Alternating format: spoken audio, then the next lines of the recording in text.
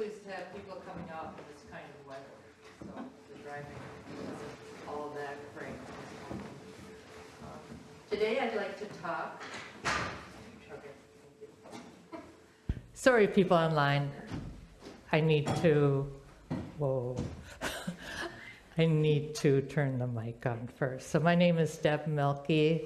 I'm one of the lay teachers here, and I'll be talking today about Maitreya, practicing with the Bodhisattva of kindness and patience.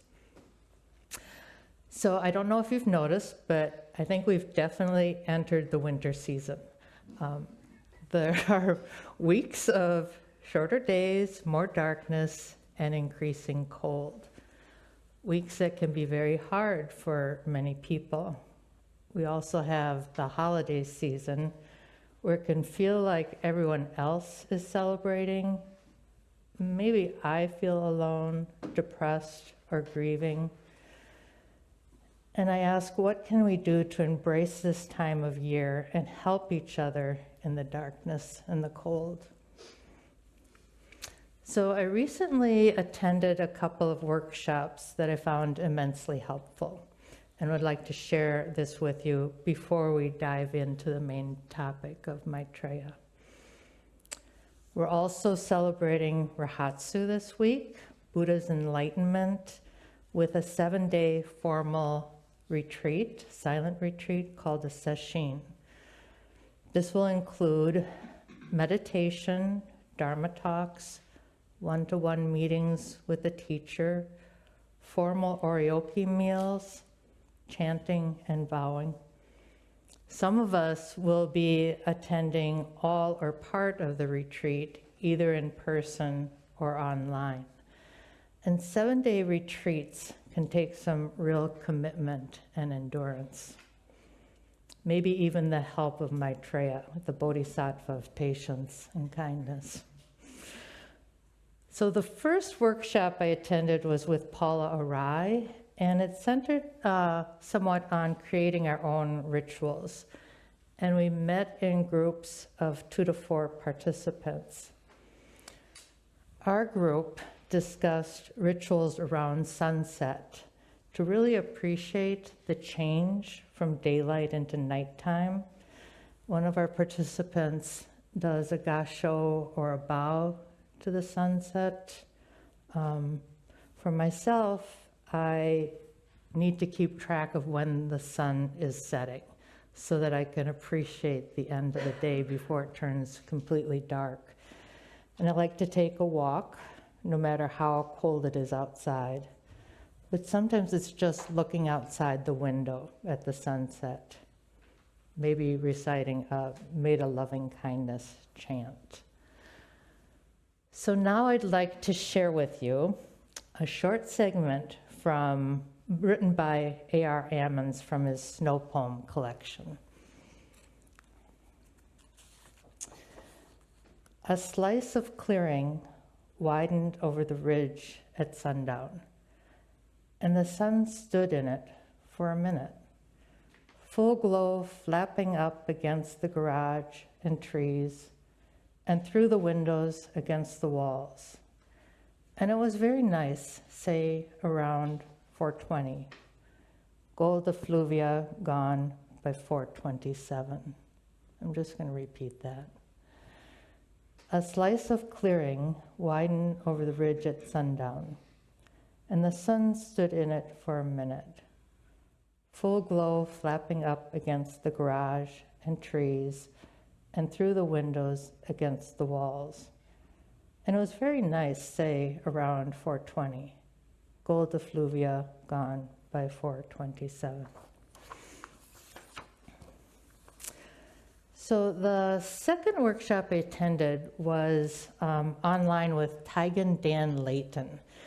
He wrote the book Faces of Compassion, Classic Bodhisattva Archetypes and Their Modern Expression.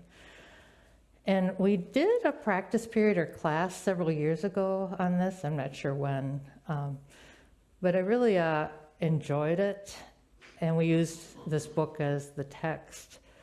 So I couldn't pass up a chance to listen to him discuss his own writing when I saw this workshop advertised on the San Francisco Zen Center site. The workshops were 3 workshops lasting 3 hours apiece, kind of every other Saturday. And it was open discussion and questions by the participants. I had to miss the first 2 and just listen to the recording, but the third one I attended on Zoom in person. And this last day focused on Maitreya and Jizo Bodhisattvas. He asked us which of the Bodhisattvas we most related to. And I decided Maitreya was the one, followed closely by Jizo. I like both of them. That's what I'd like to talk to you about today. So this is a quiz time, okay, for the group.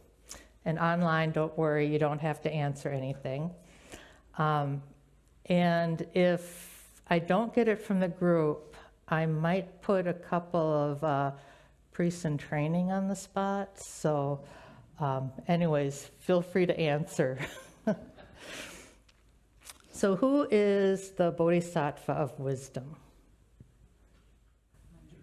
Manjushri.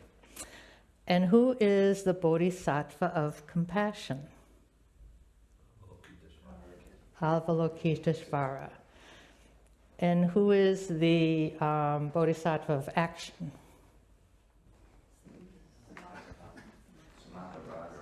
Excellent. Got one of him in the library. Okay. Who is the future Buddha Bodhisattva? Maitreya, yeah. And who is the Bodhisattva of children and travelers going into all realms, including the hell realm? Jizo, yeah, thank you. I know there's others, but those are the ones we had focused on. So very briefly, for those that may not be aware of what bodhisattvas are, they are beings who delay their enlightenment until all beings are enlightened. They're both beings of mythology, archetypes, and also worshipped by many Buddhists through time and around the world in the practice of devotion. So devotion to wisdom, compassion, and right action. Okay. Thus have I read. Maitreya was a monk and a disciple of Buddha, and there are several stories surrounding Maitreya. He was not an especially good or capable monk. His name was sometimes known as fame seeker. That's not a good thing.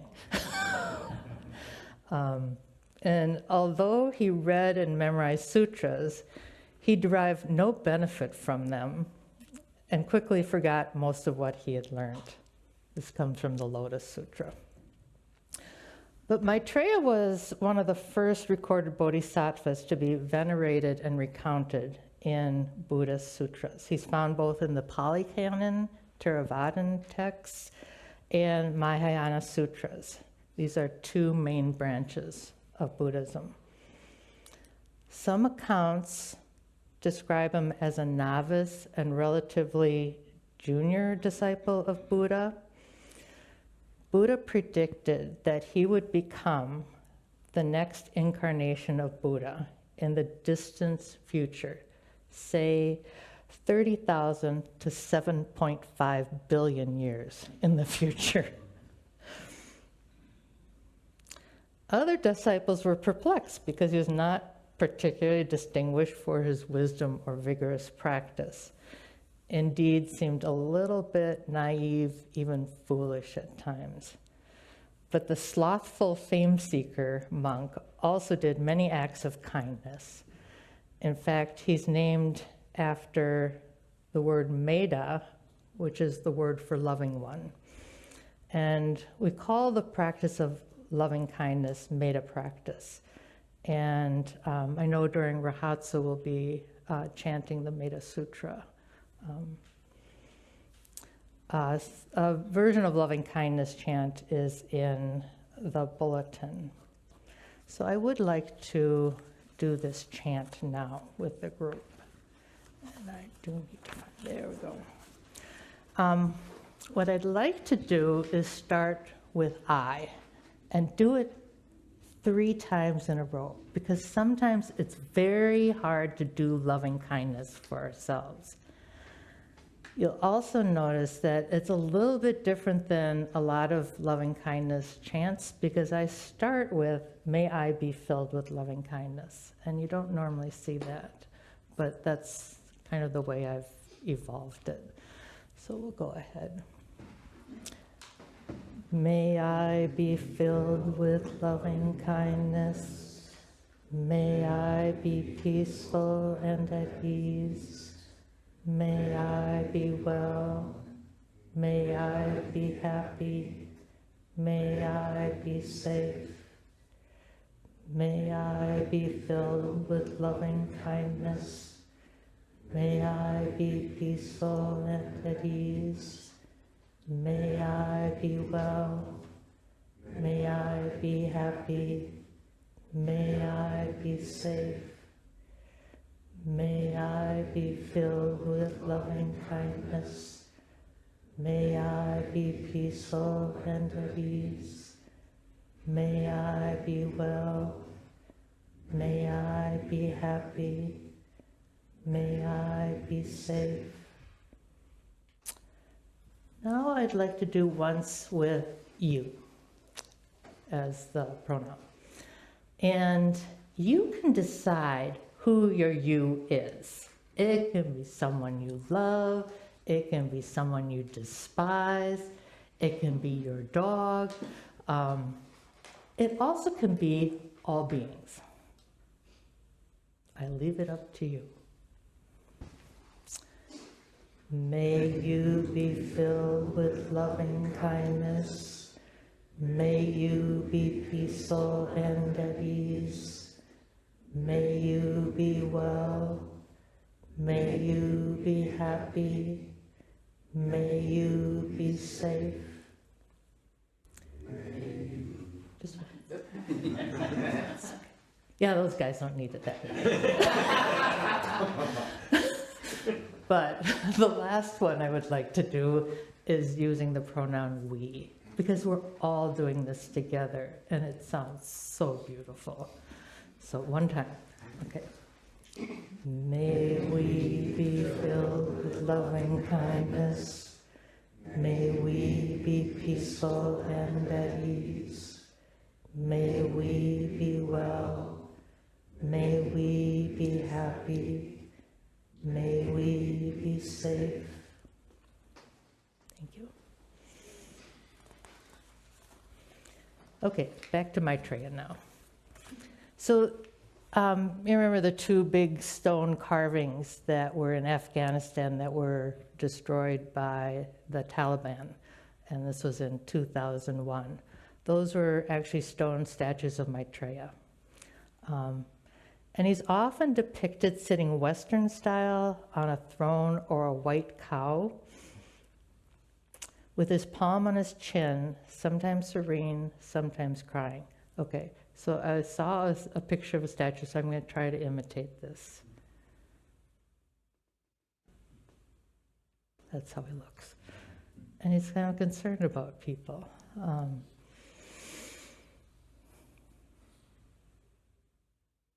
So Manjushri gets a lion, Samantabhadra gets an elephant, but Maitreya gets a cow to sit on. So I'd like to talk now about the 3 practices associated with Maitreya. The practice of patience, the practice of meditation, and the practice of generosity. Practice of patience. So this is from Taigen.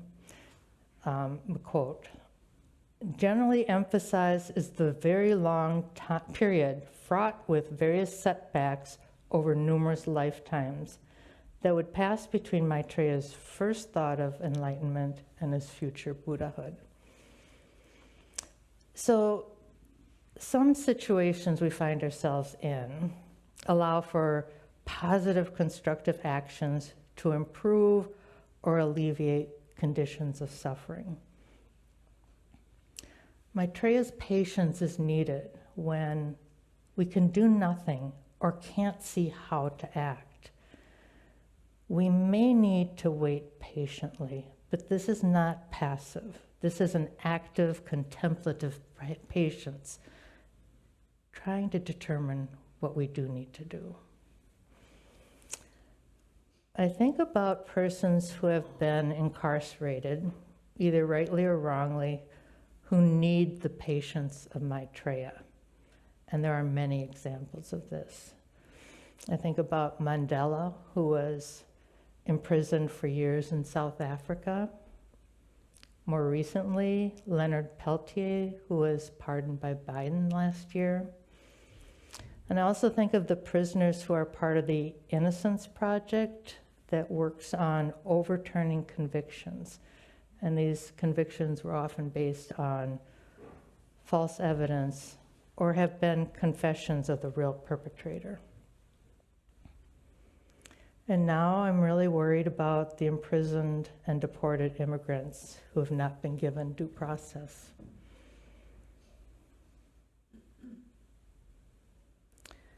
So historically, there have been devotees of Maitreya, especially in China and Korea, many times when there's been overwhelmingly difficult situations. And the devotees have viewed Maitreya as a sort of Messiah. Not the kind you find in Christianity, because there's only one time Messiah, but this is a Messiah that can come repeatedly in different forms. And when he shows up, the world will become the golden age. Shrines across Himalayas have the inscription, "Come, Maitreya, come. Come, Maitreya, come." Bringing the element of hope for a better lifetime when everything currently looks bleak. I'm going to do a little aside, and I found a quote from Jane Goodall on hope. Hope is often misunderstood. People think it is simply passive, wishful thinking. This is the opposite of real hope that requires action and engagement. I'll repeat that one. Hope is often misunderstood. People think it is simply passive, wishful thinking. This is the opposite of real hope that requires action and engagement. So there's another story. There's a sutra about a layperson named Kirti, who confronted all the bodhisattvas, all the different bodhisattvas, about their beliefs and what they represented. And he often won the argument, right? So he told Maitreya that Buddhahood existing in the next lifetime was false, because the 3 times, past, present, and future, are merely conventional fiction, and that we are born, age, die, and transmigrate in a single moment. A Buddha's enlightenment is the realization of all beings who attain ultimate liberation together and simultaneously with the Buddha. And I have the image of the Buddha touching the earth, saying, "I with all beings am enlightened." And other detractors criticize Maitreya for just sitting on his throne in one of the heavens waiting to be enlightened. But I'll tell you stories that contradict that. But since we've talked about the 3 times, I would like to do all Buddha's 10 directions. And if you don't know that particular chant, it's okay, you can just listen. So, ready?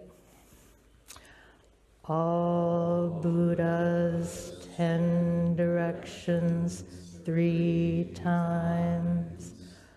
All beings Bodhisattva, Mahasattvas, wisdom beyond wisdom, Mahaprajna Paramita. Now, it's only recently that I was thinking that, all Buddha's 10 directions 3 times is like, instead of having to say it 3 times, it was 3 times. But no, it's really all Buddha's 10 directions of the 3 times. Isn't it amazing? You just don't realize stuff. Okay. So the practice of meditation, that's the second practice I want to discuss. So Rahatsu is this coming week, and it's a celebration of Buddha's enlightenment. It's the practice of meditation in community with silence and contemplation, requiring much patience. We have both the hope of enlightenment and the realization that this enlightenment is the very moment of our existence with all beings. Dogen calls this being time, yuji, and practice enlightenment. There is nothing inside or outside of the enlightenment of practice. So, from waking up early in the morning, because sitting starts at 5:50 and goes to 9 p.m., for almost 7 days, driving to the Zen center, sitting on the cushion in meditation, chanting, bowing, eating oryoki meals together, work practice, mindful walking, driving home at the end of Rahatsu, and being home again are all a part of practice enlightenment, each step along the way. This too is Maitreya patience and meditation, and it's a big commitment and effort to help all beings. So I'll be attending this year online for personal reasons. Okay, maybe too lazy to get up every day and drive in, but I'm getting of the age where 5:50 to 9 p.m. is kind of a long time. That's being a little too honest, maybe. Okay, going on. But I greatly appreciate the container of quiet and active patience practiced by in-person participants. Even those of us who do not attend Rahatsu will find benefit from the efforts of those who do. So thank you with gratitude to all the practitioners around the world participating in Rahatsu, because there's a lot of people that participate this way. Okay, finally, the practice of generosity. Here's another story. So there's a story about the brother of Vasubandhu. Vasubandhu is a well-known Buddhist writer of the 30 verses and the school of Yogacara. But his brother Ashariga was also instrumental in developing Yogacara. The story goes that Ashariga was exceedingly kind, and he rescued a mangy dog full of maggots. He gently cleaned the maggots out of the dog's fur so as not to kill them either. I won't tell you how he cleaned them out, though. Then carried the dog into town to the amazement of the townspeople. The dog then turned into Maitreya and brought Ashariga up to Tusita heaven to impart sacred texts due to his kindness towards the dog. Benton and I just lost our puppy this past week, but she came to us as a 4-month puppy with mange that we had to treat for 3 weeks. So somehow I can really relate to this story. Also, Hotai, the generous monk who carries around a cloth bag with candy and toys for children, is considered to be an incarnation of Maitreya. So I have got,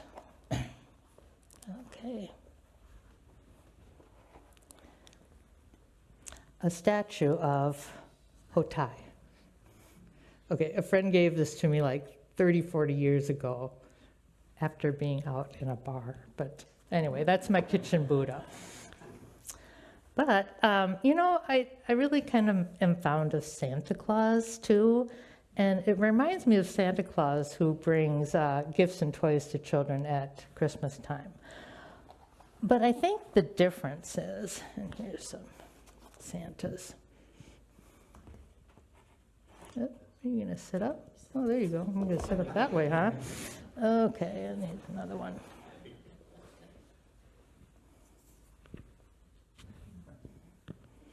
Okay, guys, you can sit there for a bit. You're going to be going back into the bag, though. But I think the difference is Santa Claus determines who's naughty and nice. And I think Hotai just gives it away to every child, not really concerned about judging them or realizing maybe that the naughty ones really need it just as much as the nice kids. So that's where I find a little bit of a difference. Okay, guys, going back in.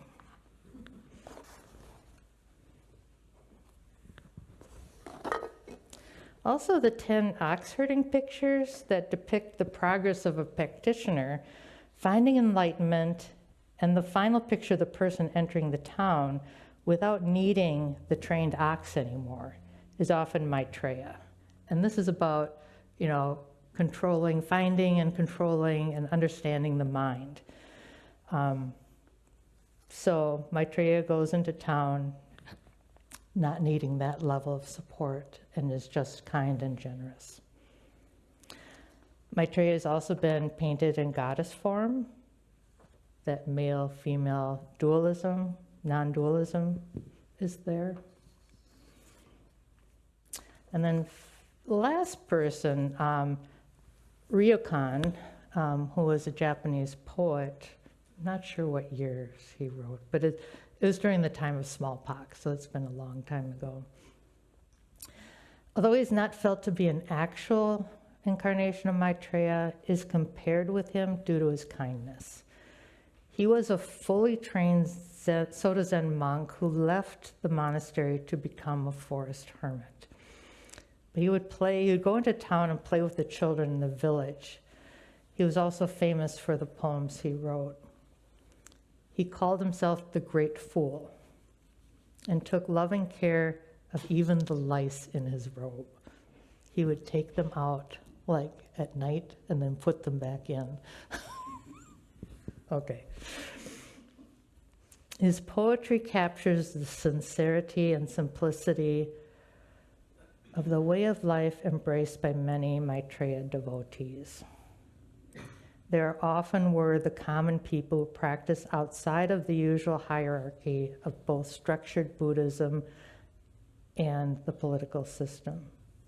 So Maitreya can show up anytime as anyone, animal or human, to encourage us to show kindness and generosity to all beings. I'm going to, good, plenty of time. This is a poem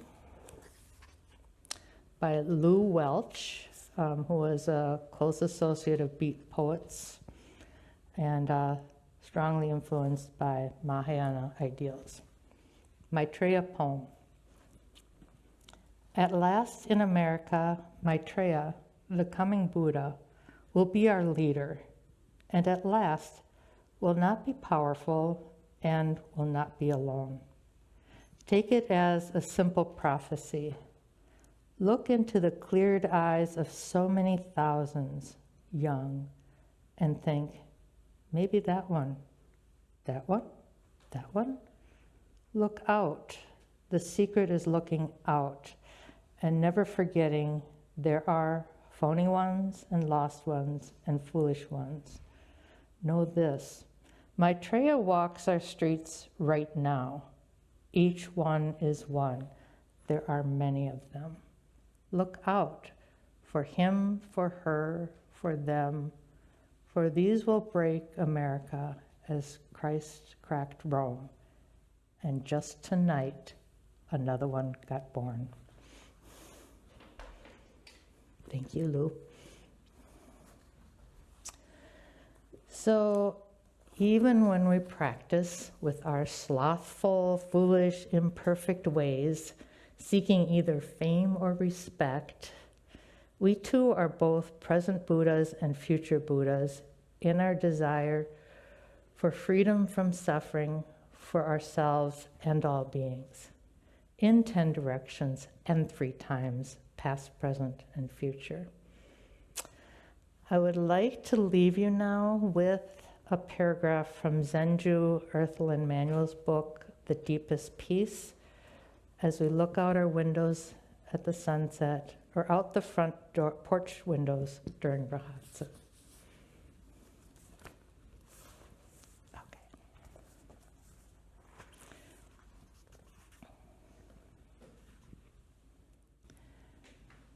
I look out at the Sangre de Cristo Mountains every morning.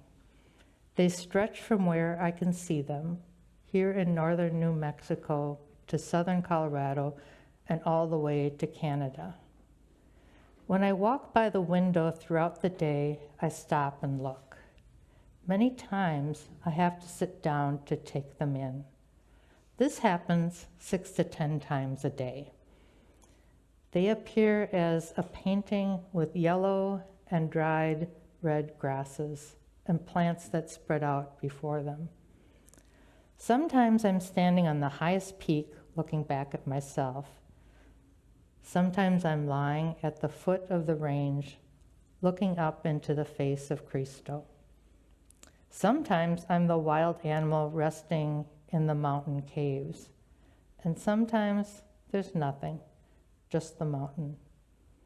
My life's work is sitting still, listening, and spending time as a scribe for the mountains, the quail, the rabbits, the elm bugs that come to visit.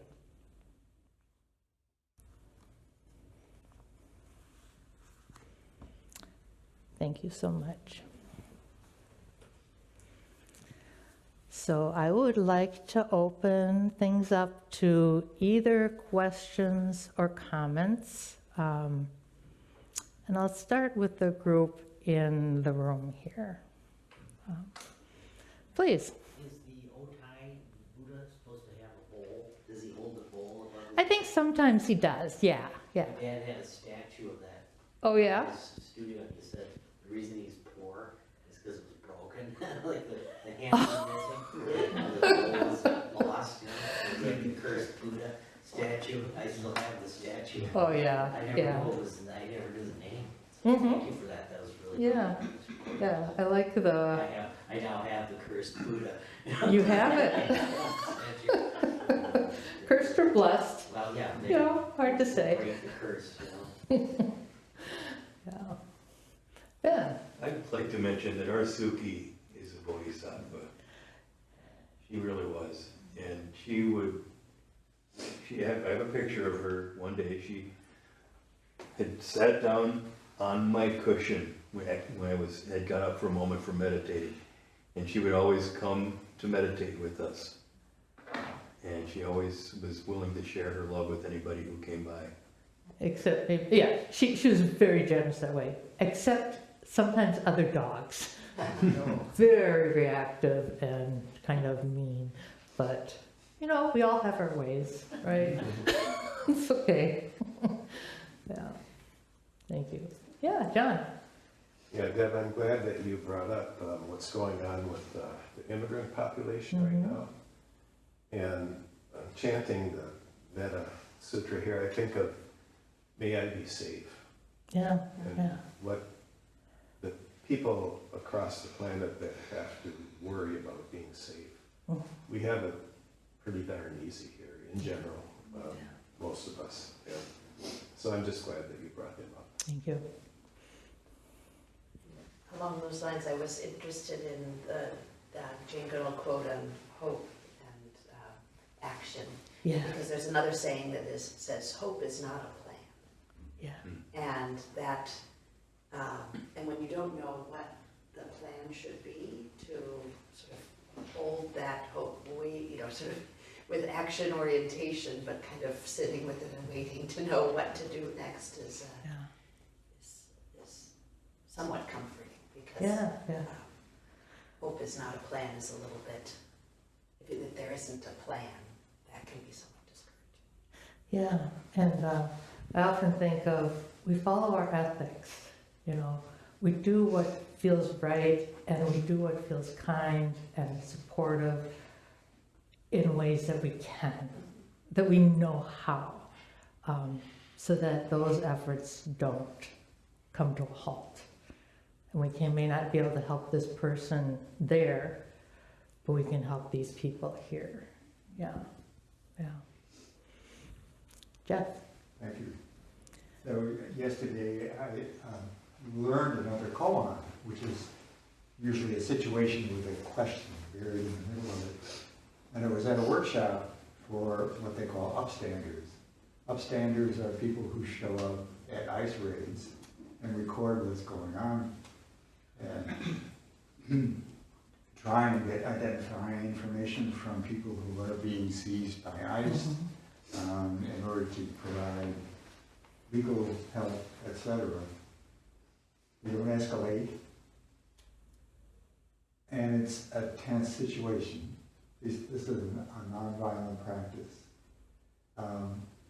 But the presenter, at the end of the presentation, gave the koan, which is, okay, get it right, let's see. Cause no harm, take no shit. Yeah, I like that. Yeah, it's really difficult for me personally because my whole life has been in service to communities of need. Immigrants, Hmong, Somalis, you know, all over the place. And to see the focused hatred and discrimination against these groups, that there's no, what do you call that, due process.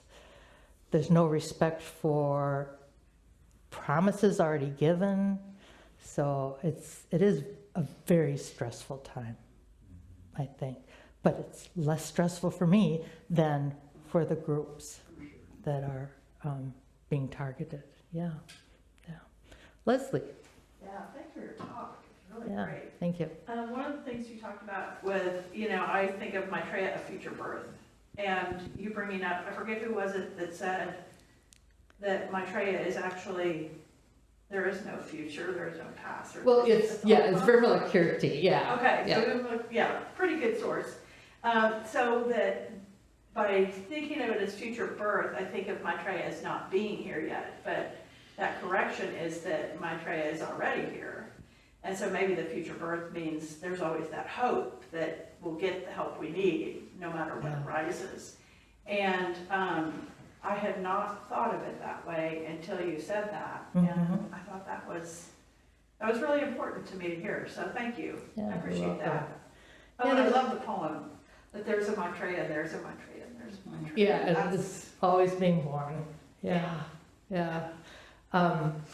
It is definitely a dichotomy between thinking about a future Buddha and thinking that we're all Buddhas. And I think it's difficult for me to acknowledge that we're all Buddhas. So maybe it's easier to say we're all future Buddhas. All right, we ain't Buddhas right now, or a lot of people, I think. There are a few, like Carol. Yeah, I wanted to know the name of that first book of poetry that you read from. It's called Snow Poems. Okay. So Can it's I a see it? collection. Yeah, that's the title. No, can I see the book? Oh, sorry, I don't have it with me. I will. No, you did read from it. It was the first book you read from. The first Oh, this book. is Lou Welsh's. Yeah. Okay. So that's Okay, thank you. Faces of Compassion. I think we have that in the library.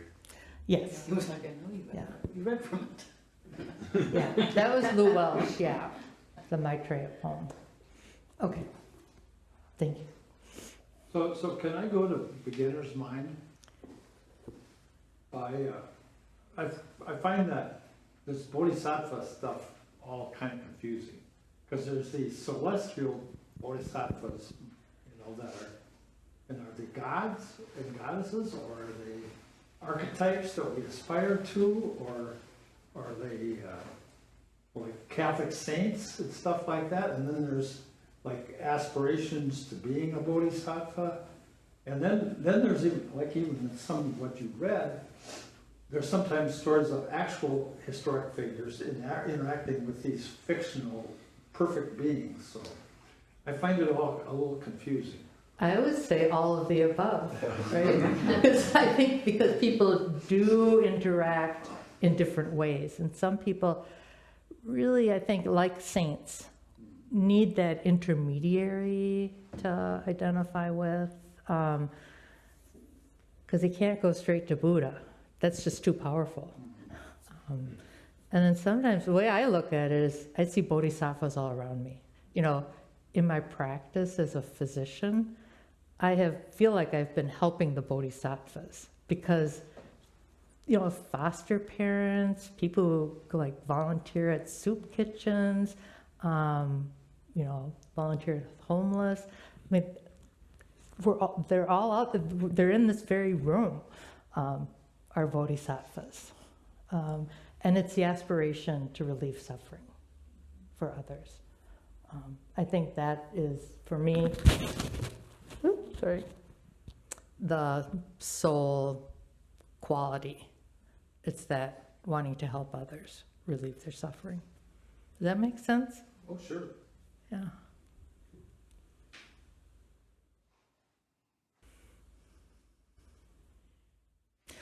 Now, I would like to open it up to people online. So that means our tech person is going to unmute you, and you can just speak up and talk.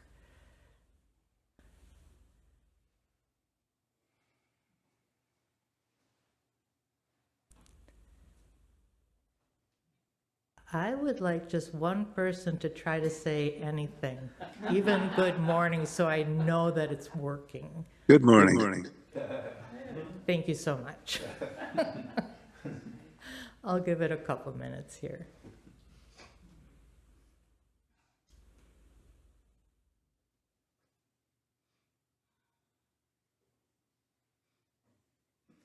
These online people are very patient.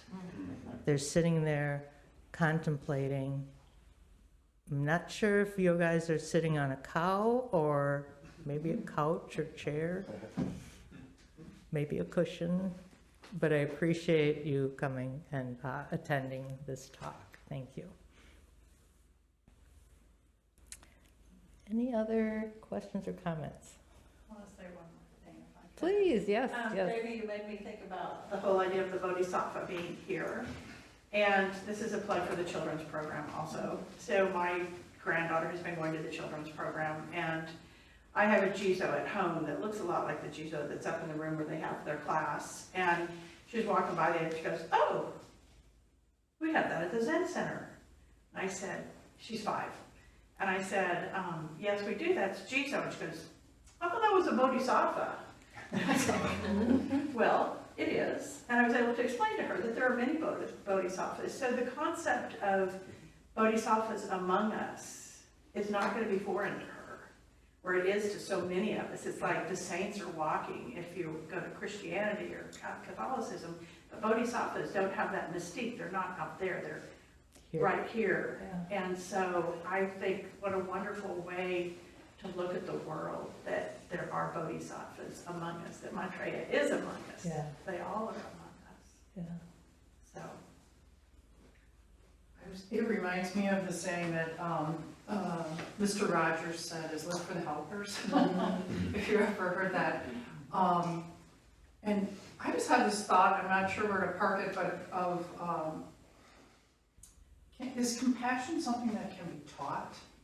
You know, I just wonder. I think we can sometimes inspire each other, but it's an interesting thing. Where does that come from? What is it? What's the nature of it? Yeah, I know the Lojong practice is training the mind in compassion. So I think even those of us who find it important can actually train to be more open with our compassion. I'm sure that there are some people that would dismiss it, vilify it even. there was a certain person who's died recently who said that empathy is a new age term, that the Christians should only use the word sympathy. It's like, okay, I think empathy is almost as old as mankind. Not new age. So I'm just gonna talk about that question about if you can teach compassion. Yes. You certainly can teach compassion to children. And there's sort of a maturation point around 4 and 5 when children develop their moral sense. So you really can do it right at that age. Yeah. I think there's also people I think born sociopaths, that it's very difficult to teach compassion because that's not in their mindset. And one of the characters is a lack of empathy. So I read a recent Scientific American article about sociopathy, and it's just very hard to raise the kids and teach compassion because you have to have a certain element of empathy for that. Yeah.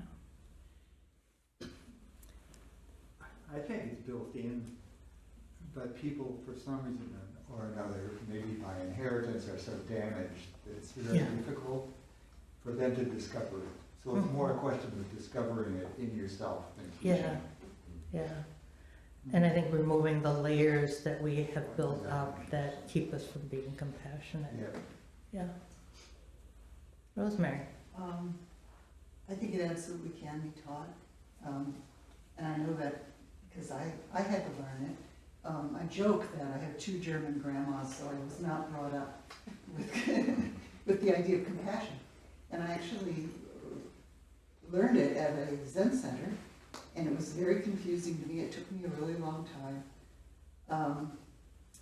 But, you know, getting the intellectual understanding of it was the ground for me when I had my first experience of somebody really close to me who was way too young, dying. Mm-hmm. And that's when it all clicked, you know, like everybody goes through this. Yeah. And your sorrow may be different from mine, but we all have the sorrow, and we all have the capacity to help each other with it. So, yeah, I think we can be, I know we can learn it. And the compassion practices are huge help. Thank you. I thought that the difference between psychopathy and sociopathy is that sociopathy is learned through trauma in your childhood, but psychopathy is innate. Yeah, I'm not sure which one. Well, I'm not sure which is which, but the one but there is something that. What can be learned can be unlearned. Yeah. Probably very difficult, but it can be unlearned. Yeah. But if it's innate, there's nothing you can do. Well, I think it takes also the desire. Yes. To change. And I think that's why we're all here, is we really want to be more open and compassionate. Really sticking it out, right? Well, thank you. Leslie, please. I'll do one more Ivy story. This is about compassion and learning it at an early age, because, you know, children are born, once they get to that self-realization that they're a separate being, it's kind of all about them. And that's just a normal part of our development, right? But I do think that there's something to be said in what kind of environment you are raised in. And an example was clear to me that I am perhaps not as empathetic as I should be when I was called out by my granddaughter, and we're driving and I'm in a hurry, and I'm like, there's someone slow, and I was like, would you hurry up? And Ivy says, well, maybe he has more time, he has extra time before he has to get to work. And I said, okay, you know, maybe you're right, maybe I need to just chill. But that perspective of seeing through his eyes rather than my eyes, where I was in a hurry, or her eyes that we were going to get ice cream or whatever, that's something she's learned through her mother and the world that she lives in, that we think of others. others. And we think where others are coming from. And so I think there is something to be said for what kind of environment, and the more compassionate we are, the more we model it for those around us. And hopefully that a lot of children will come up with that kind of thinking, and it won't be so hard to learn later on in life.